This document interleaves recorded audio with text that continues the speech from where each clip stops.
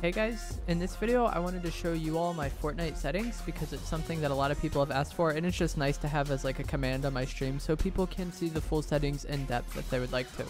My X and Y sensitivity are both 6, my targeting sensitivity is 0.49, scope sensitivity 0.53, 1.4 build, 1.3 edit. I still might change these a bit because they just recently added edit sensitivity. When they initially made edit sensitivity and building sense the same thing, I turned down my build sense because I was really messing up my edits.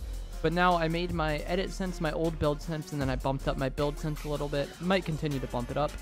Invert controls off, invert aircraft controls on, Xbox safe zone 1, anonymous mode off, hide other player names off, hidden matchmaking delay 0, HUD scale 1, show spectator count on, show FPS on, mark danger when targeting on, sprint by default is on. I think this is actually a pretty big setting. If you do not play claw or you don't have a paddled controller, this can free up a keybind for you. I play claw and I do have a paddled controller, but I feel like sprint by default is still helpful because it helps you keep momentum in build fights. Whereas sometimes, like if you get bumped by another player's staircase or builds or whatever, it can kind of throw off your momentum and then you have to sprint again. But with sprint by default, you're always sprinting, so it seems like you don't lose out on momentum as much. Sprint cancels reloading is off, tap to search interact is off, toggle targeting off, reset build choice is on, aim assist is on, edit mode aim assist is off, turbo building is on. I don't play creative mode. Auto material change is on, controller auto run is off. The difference between this and sprint by default is this is when you double click the sprint movement, it makes your character run forward, and that's like not ideal, but sprint by default is pretty nice. Auto open doors is off, auto pick up weapons is on, auto sort consumables to the right is off. I don't really have a set way that I keep my loadout each time. All I need is my AR next to my shotgun, next to my SMG, and then my sniper or explosive weapon one swap before my AR.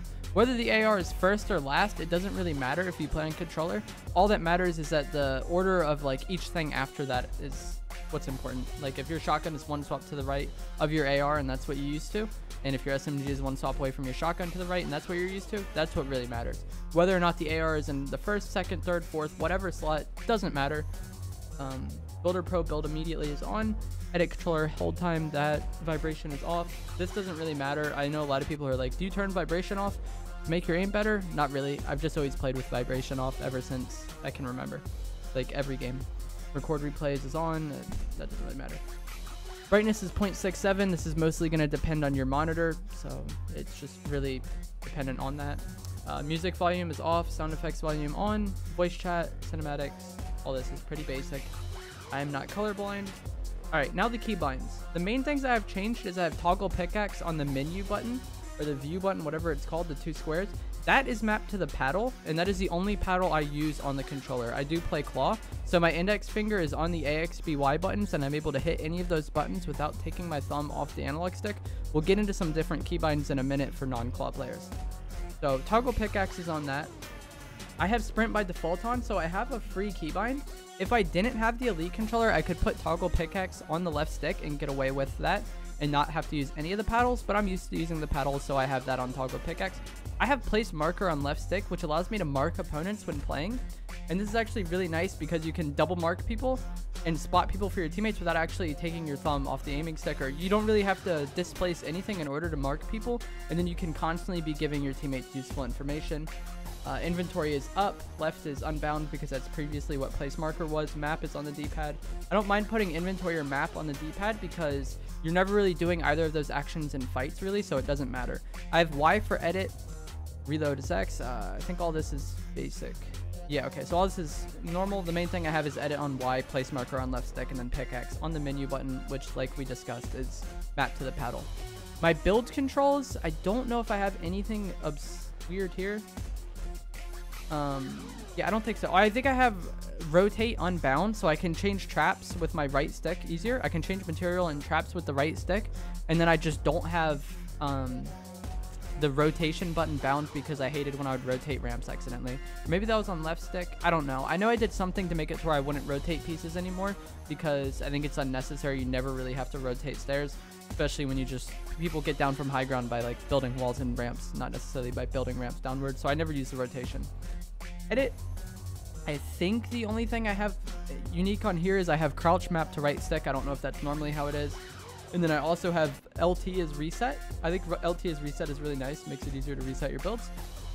And then Y is confirm because I like having the edit like button, which was Y, being the same as the confirm button.